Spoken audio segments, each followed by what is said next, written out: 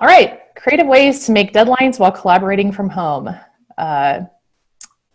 Let's move forward here. Oops. All right. Today we've got a group of panelists that were, kind enough to share what they're currently working on and how they're doing it, but also their expertise from their past work. I'm going to ask all of our presenters, all of our panelists to introduce themselves. Each will give you their name and where they work, what they do, and currently what they're working on remotely, and how the kind of work that they have to carry out working from home offices and whatnot. But they're also going to give you kind of a feel for which software programs they currently use. As we go into the presentation, we're going to be talking about some of these and give you a little bit more information about how we use them. But I thought it'd be good for you to just get a sense for the different types of programs everybody's accessing currently to get their work done. With that, we'll just kind of work our way through the list as you see it here. So we'll have Cynthia introduce herself. Awesome. Hello, everyone. My name is Cynthia Brown. I'm a principal at Museum EXP, and I am currently hunkered down here in Minneapolis, Minnesota. I produce large-scale traveling exhibitions, and I would say that's probably most of our work. I work about 90% remotely, both with teams that work completely remote, as well as folks that are in a museum or are in different offices. So currently I'm using a bunch of different softwares, most of the ones that we're going to be covering today, but my favorites are Basecamp and Zoom. All right, Monica.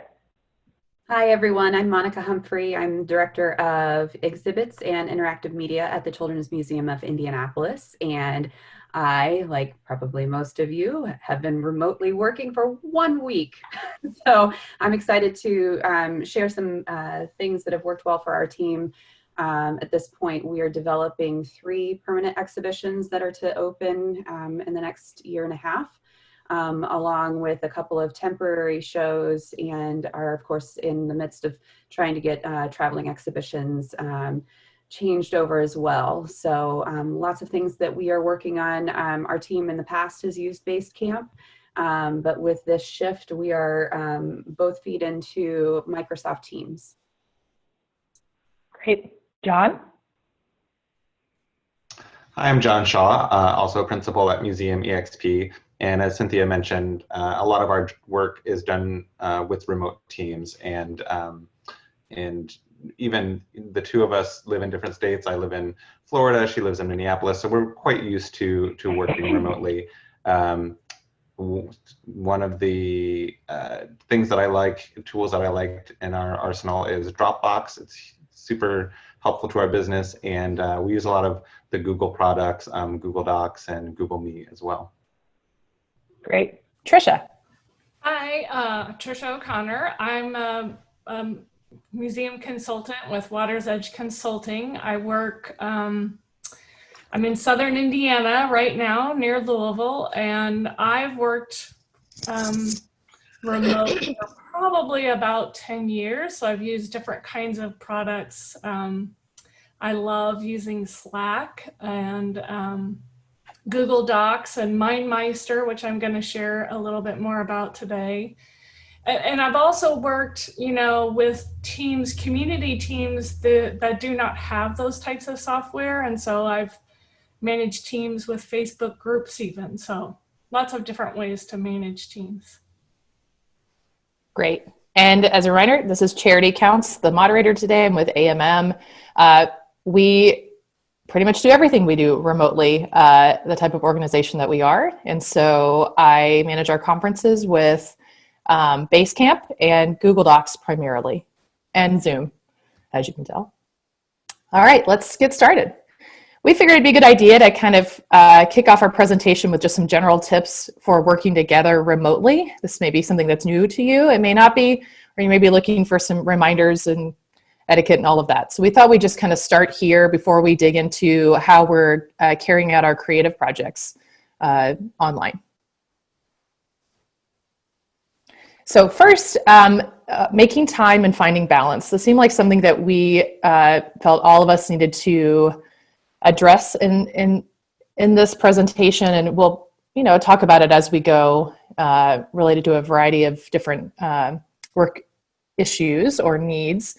But first, just to kind of summarize some tips we put together as we thought about how we stay motivated and accomplish our tasks, and how we balance our time with our other responsibilities. And for some of us, we have new responsibilities. I know I have a young child at home, and so I'm now what I would keep referring to as assistant teacher, and to help him get his e-learning done.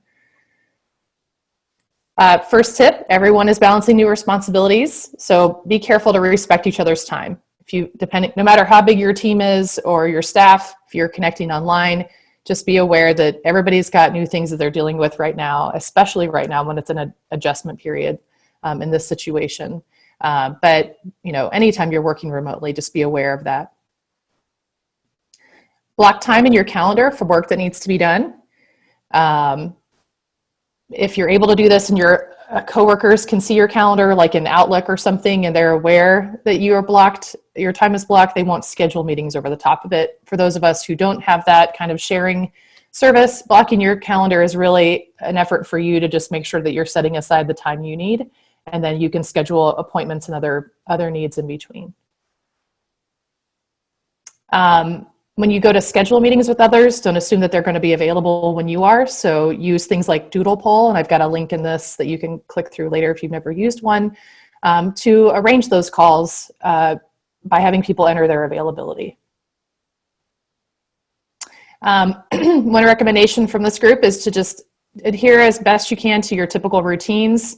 As you can imagine, or you probably have already experienced, anything that can be somewhat consistent and less variable is helpful, especially at a time when tensions are high or things are very difficult, just in and outside of your home environment, etc. And then you might set a timer. So if you have said you're going to work on something for a couple hours today, sit down and work on it, turn everything else off, set a timer so that you can, when to move on to the next task. Monica, I feel like you had a great story about the next point here, which is to make sure that others in your home know your schedule too. So as you're trying to get your work done, there's some mutual respect in that environment too. Yeah. So as Charity alluded to, I know a lot of us are now adding teacher to our job descriptions too. And my son is in 8th grade and has band practice every morning on Zoom with his class. So anytime he's been conferencing with his class or playing his saxophone in the room next to me, we make sure that we're posting our family schedules on, the various doors that we are working behind. My office, my partner also works from home, so he has his schedule for conference calls as well. And then again, we know when the saxophone is coming out. 9 a.m. every day. It's good to have that on the schedule. All right, I'm going to ask John to pick up with staying in touch, tips for communication.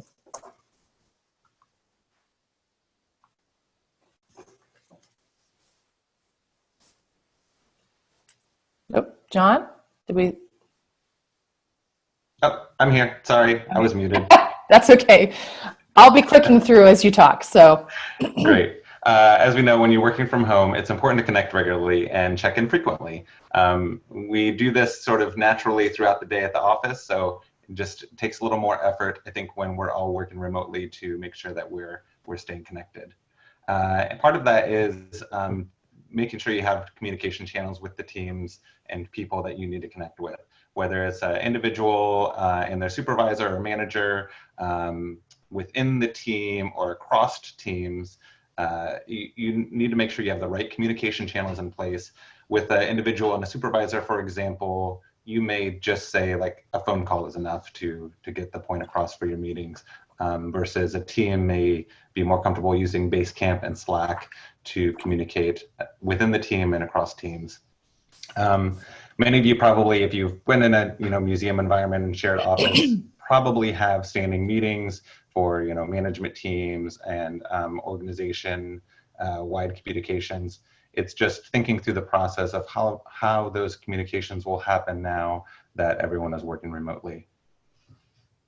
Second is set a schedule for communication.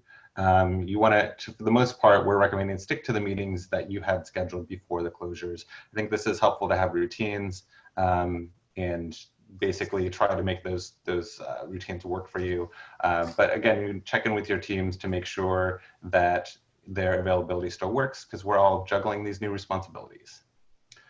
Consider how often you used to check in with people during regular meetings and in the office when you were working in the same space, and make sure that you're doing those check-ins still regularly. It's definitely more important to check in more often when working remotely, just to make sure everyone's on the same page and feels supported. So in terms of apps, we have a list of resources at the end of the presentation that we'll share with you, but we wanted to share some of our favorites, and along with screenshots so you can sort of see what the experience is like. With Google Hangouts, one of the nice things is you can join just by phone or not have share your picture, or you can share video. We recommend sharing your video screen. As awkward as it may feel sometimes, this is really helpful for keeping that face-to-face communication and for being able to share nonverbal signals like your facial expressions when someone makes a comment you don't agree with. On Zoom, this has a lot more, I think, seamlessness to it than Google Hangouts. In fact, one of the things that we have noticed with Google Hangouts is there sometimes are issues with people getting signed in with the right email account. A lot of us have multiple Gmail accounts, and sometimes the invitation goes to the wrong account and you've got to log out and log back in. So Zoom sometimes avoids those technical glitches. So we like that platform for those reasons. I wanted to add, this is Charity, that one thing I just noticed with with large group calls, Zoom is nice because you can set it up in a gallery view where you can see everyone at the same time and know who's talking, and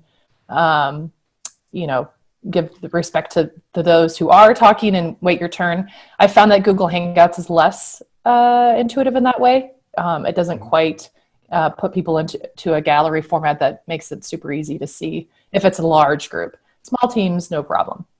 Cynthia, was there anything that you wanted to add about Zoom? Yeah. So there's a couple of little functionality things on Zoom that I really appreciate. One is, sorry to Mitch from Minnesota Children's Museum, but I screenshotted our call yesterday. But I love that you can raise your hand. So especially if you have large groups, or if you're doing kind of an active brainstorming session, that you can avoid people talking over one another. And then even as we're using Zoom for this call, having the chat alongside is really beneficial. And then as a fun bonus, there is a way to do virtual backgrounds, which is kind of fun too. Yeah. I just learned about that today. Yeah. All right, Cynthia, well, you're talking, you want to tell us about Blue Jeans? Yeah, so Blue Jeans is unfortunately not a free chat platform, but I was able to swipe this image off of my friends at Lucy Creative. And the one thing that I really do appreciate about Blue Jeans is that the quality of the images are really great. There seems to be a lot of the connectivity issues that you get with a lot of other platforms seems to be worked out with Blue Jeans, but then also, as you can see here, you're able to see everyone as you're working on a collaborative document, which I find really helpful. Great. I think one of the valuable things with all of these pieces of software is that you can share your screen and be able to, collaborate on documents that way together, much like we're doing with the presentation today. Yeah, and it looks like we got a quick comment here from Joe. So Zoom does allow, I think, up to 100 participants, depending on what type of account you have. Mhm. I think Blue Jeans can go up to 300, whereas Google Hangouts is a lot more limited. And it seems like the more people that you have on a Google Hangout, the more glitchy it is. Mhm. Mhm. Great. Thanks, Cynthia. Next segment in this section, just talking about generally staying in touch with people. Let's talk about managing teams and projects. John, do you want to kind of walk us through some of this? Yeah. I actually attended another webinar last week about managing remote teams. And one of the things they brought up that I thought was really valuable is setting expectations for your team on whether you expect them to continue working in the same way that they did in the office, which they called the sort of mirror image approach, or if you will allow your team more flexibility in their schedule to sort of get work done when and how it suits them. And I think these are important conversations for an organization to have. And their recommendation, if you're going to give more flexibility, is to at least have some standard expectation in terms of which hours everyone will be working during the day. So maybe it's like from 10 to 4, everyone's available, but you have your choice of working before or after those hours. I think it's important to keep in mind what everyone's juggling at home. So I question whether the mirror image approach of working in the office is realistic, and where we are at today.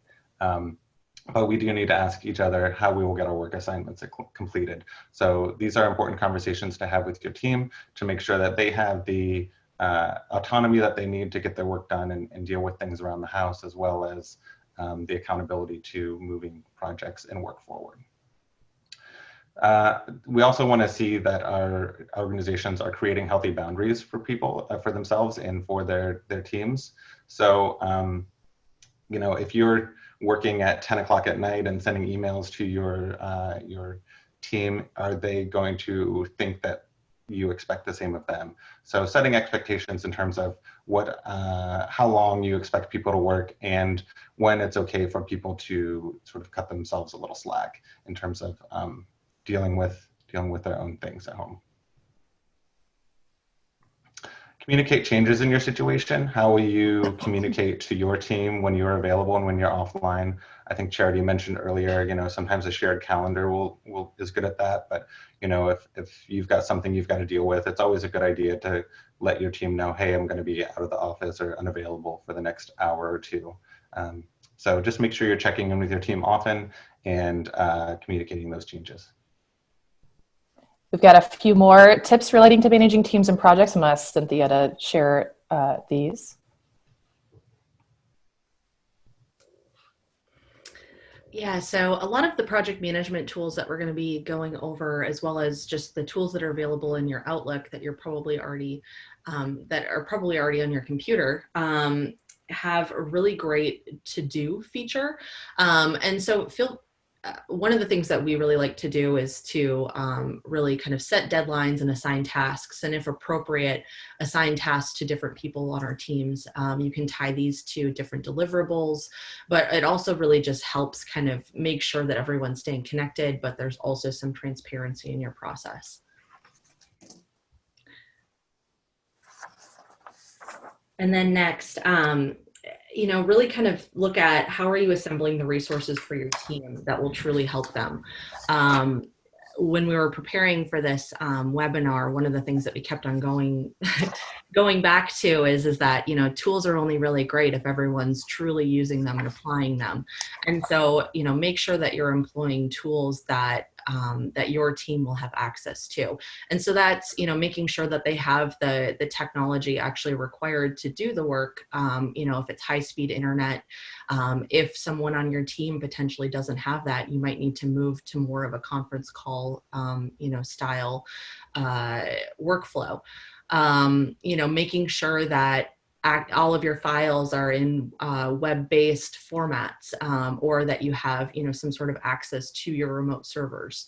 And then, also you may need to make some adjustments to your contact sheets. A lot of folks only have their office numbers on their signatures. And so, as John mentioned, having your work times, but also how people can contact you within those work times is absolutely essential.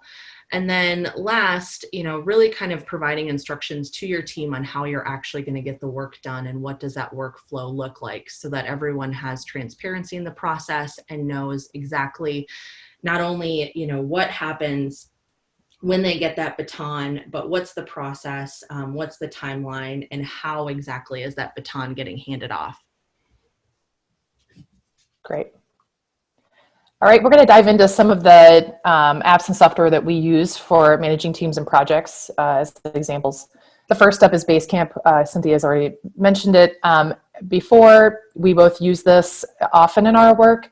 You're seeing right now screen captures from the AMM Basecamp, where we manage our conference teams and various committees and projects there.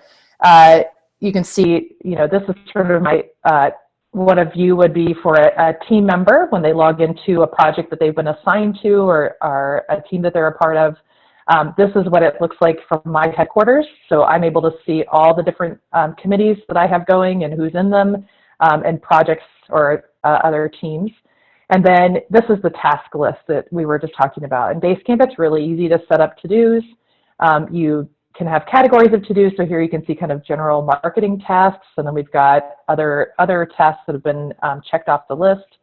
What I like about these is that you can set up deadlines, but then also who gets notified when a task is complete. So when Jessica Fisher, who writes our marketing emails, completes the copy, drafts that email, she checks it off the list, then I'm notified, and Ben Barbera from Milwaukee County Historical is notified, and between the two of us, we're her reviewers for those. And then we can, fully approve them, and she moves on to the next one. So it just helps us to keep the flow of information going. I think Basecamp works really well for that. Microsoft Teams. With this, we've asked Monica to talk a little bit more about it. Sure. So at the Children's Museum, for a number of years, we had used Basecamp, and we're really comfortable with it. But the limitations that we found were the integration with all the Microsoft products that we use too. So our email and our calendars and all of that. And so there were a lot of folks who were using Basecamp and others who weren't. But when we all were kind of forced off site, we decided to dive back into Teams, which had been living on our computers for a while untouched, because we just saw it as a thing that we didn't know what it was, and we didn't know exactly how to use it. But we dove right in last week and found how easy it is because of all of the experience we had with Basecamp. To Charity's point, the intuitive nature of that, and the way to set up tasks and checklists and getting people assigned things, all of that is in Teams as well. So if you are kind of on the fence about whether or not you want to take the leap into Teams, or if Basecamp is still the way to go, I would definitely encourage you to spend some time in Teams, and we'll go through some of the functionality as well. But it's a great transition, and using Basecamp really prepared us well to jump into Teams, and again, have that integrated functionality with Outlook. So everything is automatically transferred from our calendars into the calendar feature in Teams, and all of that. Great. Cynthia, you want to talk about the Team Gantt? Yeah, absolutely. So this is a tool that I actually stumbled upon. I've used a bunch of different types of Gantt charts, from Fast Track to MS Project. But this is one that is free, first of all, which is great. But it's also really, really easy to use. And so it doesn't matter if it's a large project or a small one. You can plug in all of your different tasks, and then you can also assign them, and it fully integrates into other platforms. Great. All right, let's talk about best practices for meetings just generally. We feel like we needed to address this. Meetings, as we've been saying, are now more important than ever at this moment. This is how we're all staying in touch. So we wanted to talk a little bit about some etiquette, some of which come from physical meetings.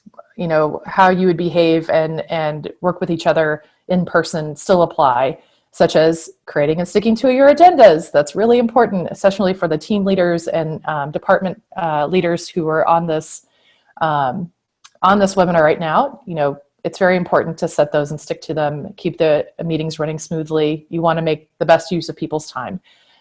Make sure that everyone gets the chance to speak who wants to and needs to.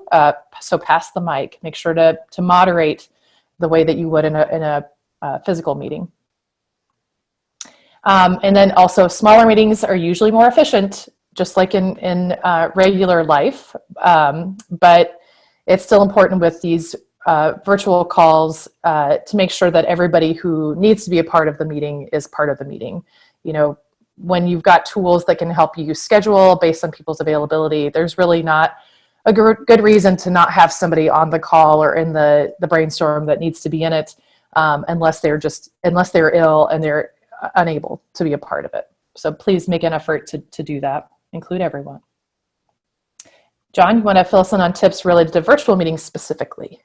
Sure. With virtual meetings, there are a few additional rules. One is to test your technology before the call, especially if you get an invitation to a sort of video conference platform or a conference call service that you haven't used before. Sometimes you'll click that link and it will take a few minutes for the software to install on your computer. So you want to make sure you allow time for that and allow time for troubleshooting any microphone or camera issues that might come up. Second, mute yourself when you aren't talking, and the other is unmute yourself when you are talking. That's also hard for some of us to learn.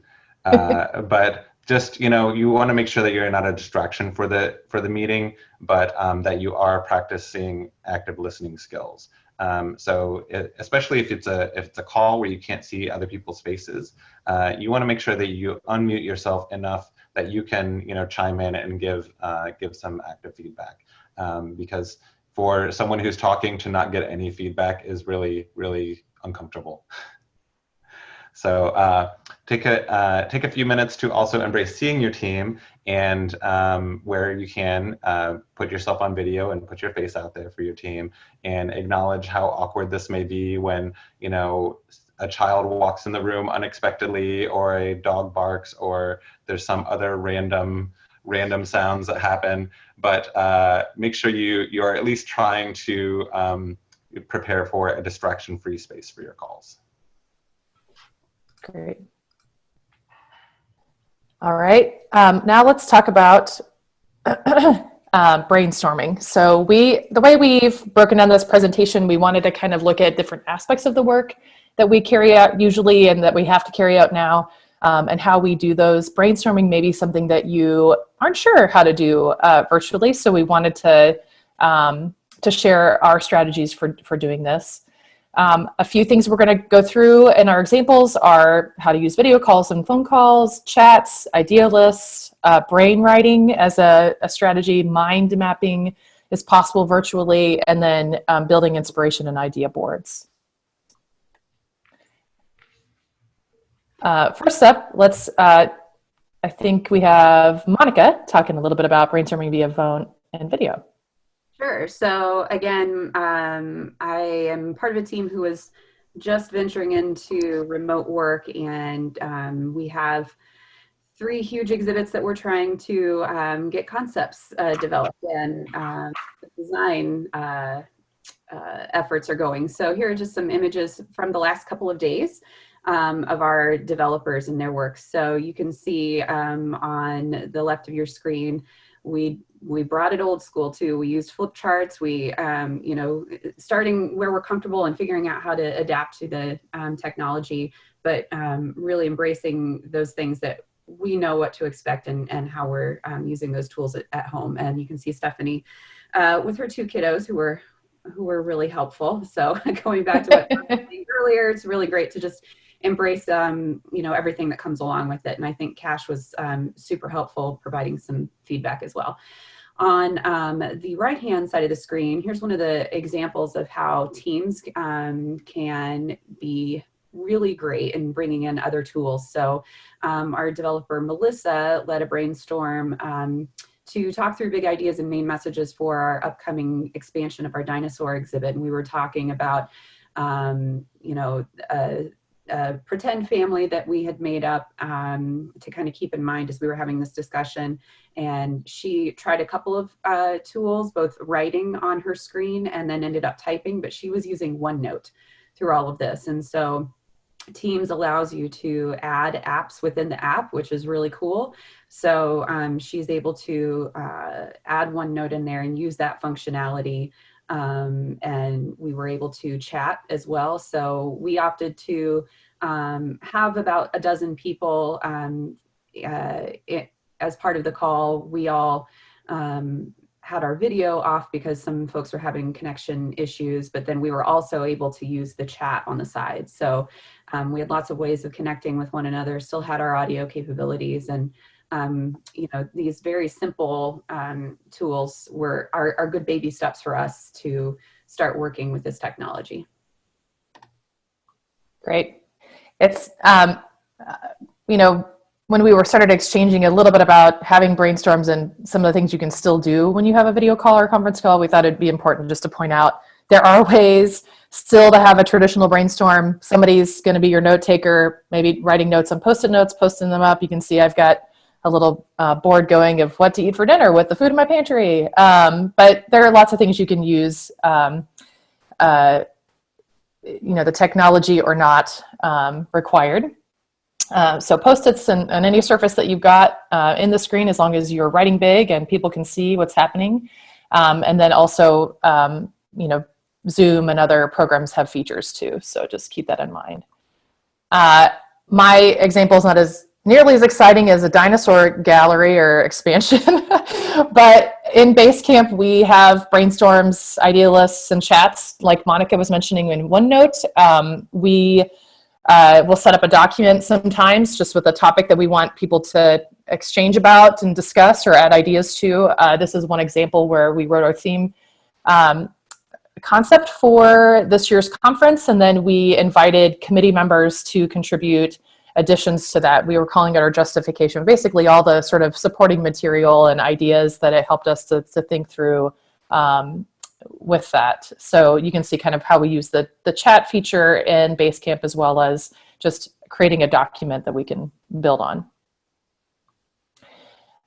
One other thing I wanted to share as a brainstorming technique is called brain writing. This is something that I have done for projects before where it's like a brainstorm, but it's all on paper, where in a physical environment, you might have each team member, all of your team members, I guess, break up into different groups, small groups. And then one person writes an idea in response to a question and then passes it to the next person in their group. They add to the idea and they continue to pass it around the circle until the end of the brainstorming time. And then the group comes back together and they review those ideas together side by side. And I set up an example here with our team for this webinar. And I had one exhibit concept and then a question, wrote an initial idea, and then I passed it into group A. So I had Monica respond to one, Attrition respond to another, and you know, you can see in this example that different things come up as you do that, which is why it's still brainstorming. As you continue to build on an idea and pass it around the group, you develop a concept from that. And then you can bring those concepts back together as a team in a video call and discuss them. What I did for the rules of this brainwriting activity, and if I had continued to do it around the entire group, what I would have done was say, I will initiate, here's my first idea, I pass it to Monica, ask her to write in it and add to the idea in a different font color. She passes it to the next person, and then they write in a different font color yet, and then keep passing it around for the number of times that the team lead says. And then you arrange a time to actually connect about those ideas. Happy to share this as a template too, with our presentation later if needed. Okay, let's talk about mind mapping. Trisha, we're all excited to hear this. Yeah, so I've used mind mapping before, but I've used it more as kind of a tag team type of thing as well. And Charity, can everyone see the whole image, or is it on? I can't see the one where it says Trisha O'Connor. It pops up and down. That's okay. I can see the. Oh. That's okay. So anyway, so I've used it where I'll start it and then the designer will go in and add things and kind of rearrange and think about space. So we've done it more as kind of a tag teaming. But they do have a brainstorming function, and I brainstormed with myself to just try that out. But what I really like about it, it's kind of like a bubble plan for exhibits, which we're all familiar with, but it's also a great way to kind of organize the exhibit. You can see on this screen, like I've highlighted in yellow some notes like, oh, we can't have any sound with these videos, or we need to test this, or over on the left side, I've highlighted in purple, here are some things for younger kids. And so there's ways to color code to kind of help the team. The other thing I like about this program is I can download our notes. I can download it as an image. I can also download it in a Word document, and it puts it all in text so that I can transfer it into documents and things like that. So I am going to be using it with a brainstorm this Thursday, but what I think I'm going to do, because I feel like having 5 to 7 people adding things at the same time would be difficult for all of us. So I'm going to try it where I'm going to be the lead driver, but we'll be on Zoom, and I'll be integrating everyone's notes so everyone can see it and we can work on sections at a time. I also, just one more note, I also use this to kind of organize my labels, and there are different ways to format the map. So right now I have it in this aligned kind of bubble plan, but you can also do it where it's columns. So there's all sorts of different ways to use it. Great. Thanks, Trisha. Let's talk about inspiration or idea boards. I think Cynthia? Yeah, so I use Pinterest a lot, especially when we're dealing with blue sky ideations, moving into creative charrettes. Pinterest now has a really great feature where you can invite people into your Pinterest boards. And so I will a lot of times ask folks to put in their inspiration images, both for look and feel, potential interactives, other topics that maybe are analogous to whatever it is we're talking about. It's a really great way to collect all of those images, but also potential links. And you also do this in Dropbox, right? We also do it in Dropbox. So this kind of goes back to gauging whatever tool you're using based on the tech savviness of your project team. And so we've also done this just in Dropbox, where we've asked that people just throw, thumbnails into a Dropbox, and then I will later then go in and organize them or group them accordingly. And I've done a similar thing in Basecamp, creating a folder where in this case, our marketing committee assembled images for an inspiration board for our conference branding. So just something that we could create, and then we were able to easily share it, invite our designer in to take a look and ask questions. All right, we've got some tips for brainstorming. Trisha, you want to walk us through these? Yes, let me unmute myself. Yeah, so as I kind of mentioned, I like to kind of tag team. So like this brainstorm that I'm going to have with the mind mapping on Thursday, I'm going to provide it to the team tomorrow, so they have a little bit of time to kind of look through, and also just kind of what are the goals and maybe some inspiration images for people who, especially virtually, you just need a little more time to kind of think through things to get ready for the meeting. the other great thing is while we're brainstorming virtually, you can search on the computer, which is not always welcome in a team brainstorm in a room. So then with Pinterest, as Cynthia was sharing, another thing that I love to do with Pinterest, if I pull up, and this is not new to anyone who's using Pinterest, but like if I pull up, an interactive about canals, mills and canals, all sorts of other images will populate the screen below that give me more ideas. And also just with learning and work styles, that writing methods, giving people time to read and process and contribute. And then visual methods for those of us who are better at sketching. All right, now let's talk a little bit about developing content. I think this is one where a lot of the things we've already talked about with the brainstorming aspect of a project apply here, but we wanted to talk about at least a couple different things that we're all actively doing, which relates to collaborative documents and then chats and comment features in software platforms. Monica, back to you with Microsoft Teams, how you're using collaborative documents. So again, the ability to add in different apps with Teams is really wonderful. I'm just taking a second to enlarge my screen right now so I can see what I have very tiny on this, on what you're looking at. But I've done some screenshots of a couple of projects. So we've got, again, working through some big idea and main messages. Our developer will post that Word document, and then we're able to collaborate on the side with comments, but also tracking just like you would with any other Word document. So again, very familiar, but we're able to see that functionality. We all get notifications when this comes up as well.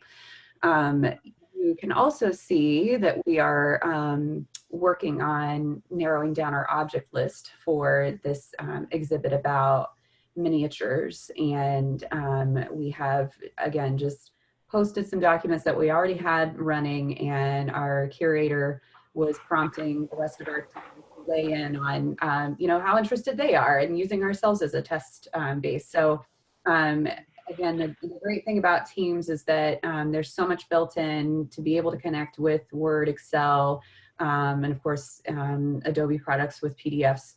But it just takes you to another level of functionality that is similar to Basecamp, with being able to tag people and assign people and get those notifications rolling as well. So that's how we've been using it this week.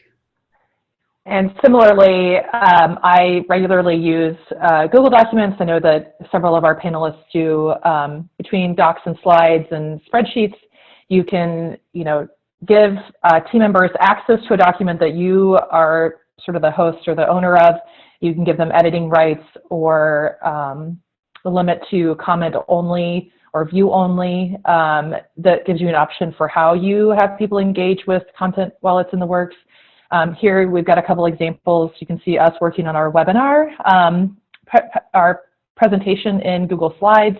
On the right is a screen capture from a Google document where I was working on a concept with a colleague. She's, in this instance, commenting on content that was written already, and we were able to reply to those comments and resolve them in the sidelines of the document before content's actually edited. Tips for content development. Tricia, you want to run us through some of these? Yeah, so kind of like Charity was just sharing, like play tag team, like get your document to the best place you can. It doesn't have to be perfect, and pass it off to the team or to the next person. It's really about keeping the ball rolling and working as a team, because that's where we find the gold. And there's nothing like getting on the phone, even though you think your document or the drawing you just sent makes total sense. Sometimes I've had to get on the phone and say, hey, do you see where I circled this thing? And I don't understand what that is. So getting on the phone to really just kind of work that out. And then using standard fonts, because when you upload things into Google or into other things, sometimes if you use strange fonts, the documents look very strange. And just letting people know when you've made changes. Sometimes you can set it up in Google Docs if you're the document owner, that it tags you when people have made changes, but also just if you're another team member, just letting them know you've finished commenting. We wanted to share some tips related to file sharing, if you, whether you're using cloud-based documents or passing around Word documents. John, you want to walk us through some of our tips here? Yeah, I think this may be new for people if you are used to having all of your files on a shared server and not everyone has access to the server anymore for whatever reason. If you can't VPN, then maybe you have a Dropbox set up temporarily, and that can create a lot of confusion and issues. So one of the things we recommend is keeping a standard folder structure and having standard file formats and templates, so that as you and your colleagues are looking for information, it's easy to find because you're familiar with that structure already. We do recommend using cloud-based files like Google Docs, or Dropbox has paper that are accessible, and you don't end up with a lot of different versions of documents because you're constantly updating the same document over and over. But make sure you have someone who is the sort of designated driver for the server who's making the backups, so that you end up with the most recent version being saved and archived, and not somehow lost in the Google Cloud somewhere and everyone has lost the link to it. Some software that can help with this. Here are some that we use and that we have used in the past. Dropbox is a nice favorite. One of the things I love about Dropbox is you can rewind to, say you accidentally saved over a file, even if it's a standard Word file, you can go to Dropbox and actually recover the previous version, which has saved me multiple times. Google Drive, I don't know if that has a feature, but Google Drive is also super helpful, and you can share access to Google Drives from your personal and work accounts. If you want to be able to access those from one account, you can create a file share relationship between those accounts. Microsoft Teams, I'm not as familiar with, but Monica can answer questions about that. Box, Basecamp, and I think I mentioned Dropbox has Pages, which is the same as sort of Google Drive, Google Docs. Great. Moving on to the next stage of projects, thinking about design and production and how you handle that virtually. We wanted to share some examples that we have for how we're doing that or have in the past. Again, collaborative documents are key, annotated PDFs and design markups, screen sharing with drawing tools, Sketchup, and sharing progress photos or video tours. We'll start with collaborative documents, just as another example. I mentioned before we are using Basecamp, our content writer for all of our marketing emails. We'll write the content in a Google document, post it in Basecamp. We review. In that process, she's also posting a layout for that e-blast and propose artwork for it, or asking us for artwork, and we're sort of exchanging and sharing in that platform.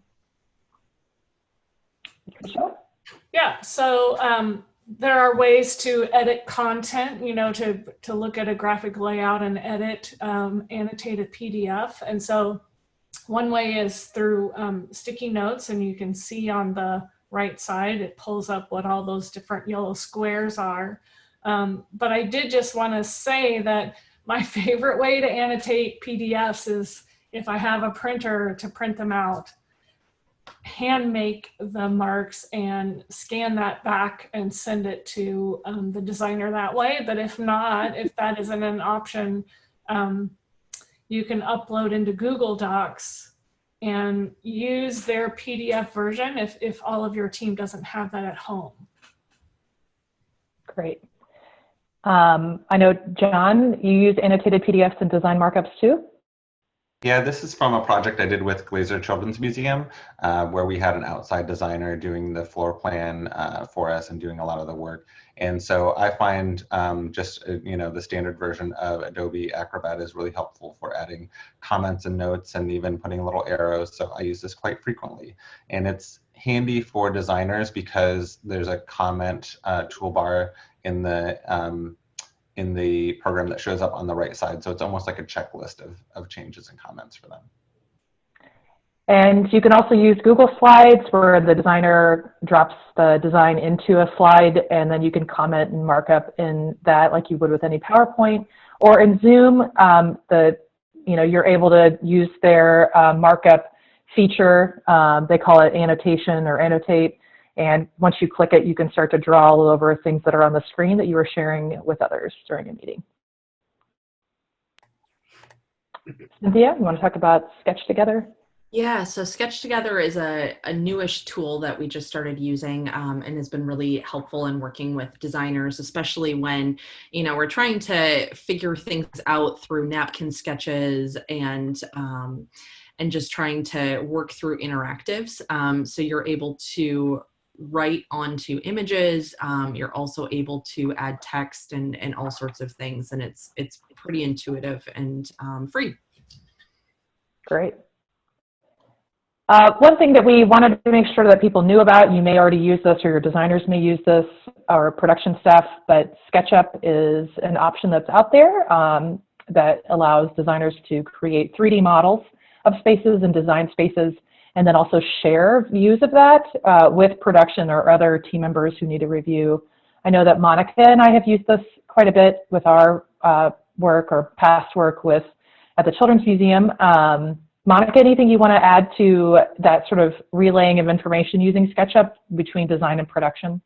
Yeah, our design and production teams use this a lot. Our project managers have access to it as well. They are really large files, as you can all imagine, although you can simplify that based on how much detail you put in it. So what we do is have our designers pull specific scenes and create PDFs, and then basically everything that everybody else has just said, you'd be able to annotate and draw on them and mark them up in that way. And so even though you have this great tool with SketchUp, it is a little unwieldy for those of us who don't know what our way around design as well, but we still have access to the tool, and you can create PDFs to share.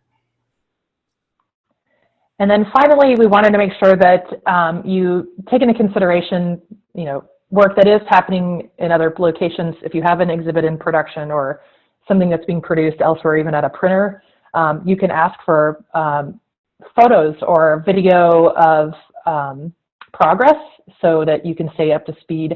In this instance, it was an exhibit project that I had worked on several years ago where our creative director on the project and chief curator was in New York, and we were in Indy, and we basically filmed videos of a prototype for a space for the exhibition we were planning with her. These are just some screen captures from that. But you can see, they're very low-tech ways, things that we're used to using that you can access and make use of now. I know that, Cynthia, you've done the same thing. Oh, yes, I'm all about progress photos and videos. So this is just an example of both a macro and a micro installation photo when I wasn't able to be on site, but I had crews that were installing and we were trying to troubleshoot things. And so this was a combination of both photos and videos to ensure that we were getting the right outcome. Great. John, you want to walk us through our final sort of tips related to design and production?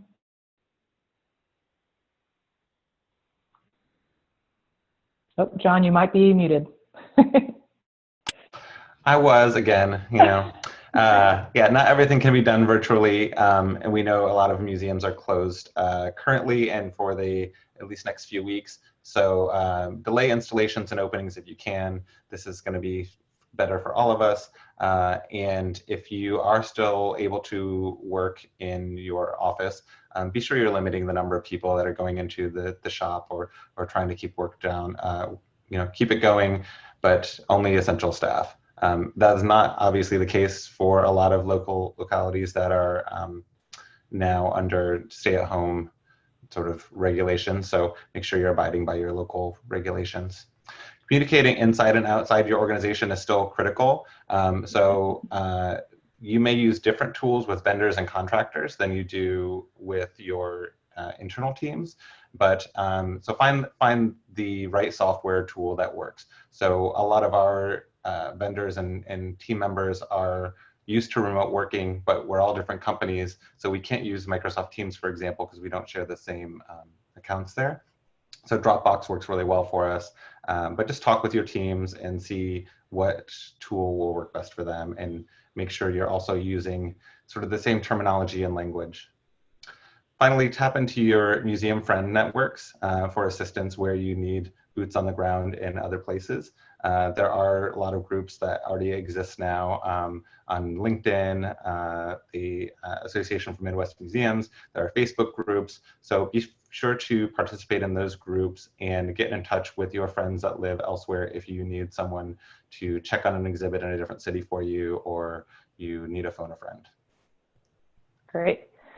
That's all of our presentation today. That's all that we plan to cover. We are now opening the floor for questions. We ask that you enter questions in the Q&A or in the chat. We'll be watching both areas. I've got my panelists, Cynthia and Monica and Trisha and John, watching out for your questions.